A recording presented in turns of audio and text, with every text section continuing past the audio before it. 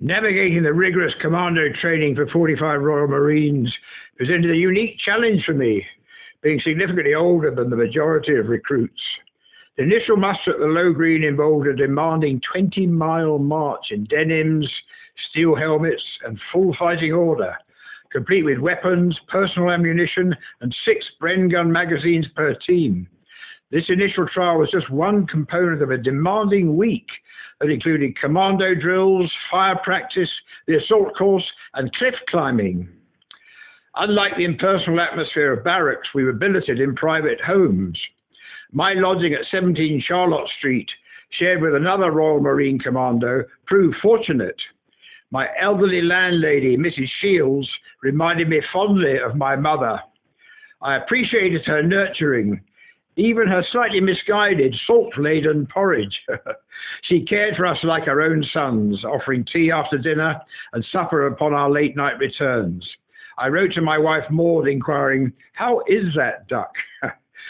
My lodgings, a short distance from the seaside esplanade and part of a once grand Georgian terrace, quickly began to feel like a home away from home.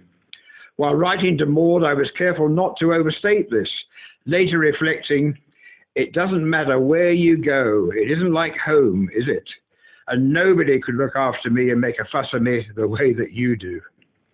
At 30, I felt the weight of my age, acutely aware of having more reasons than most to doubt my ability to succeed. The training made no concessions for age, proving every bit as arduous as my mate had described. My primary concern wasn't the difficulty, but whether I possessed the stamina to endure.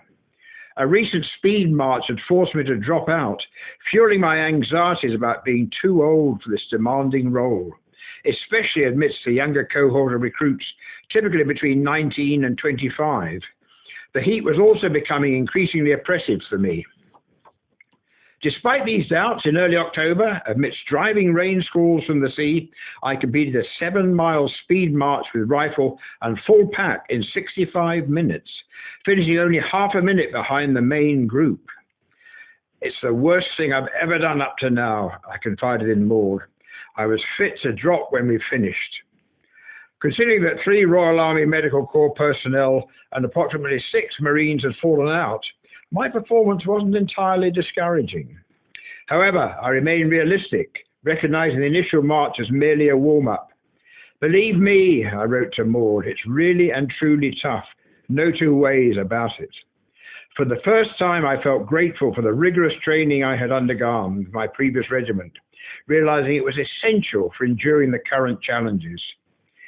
Even with that prior experience, the potential for failure loomed large, carrying the ignominy of being returned to unit, the fate of those who didn't meet the required standard. Yet, after several grueling months of relentless training, I persevered and was ultimately accepted into the commandos. My story continues, but it's probably best told by my pal, Stanley Irvin.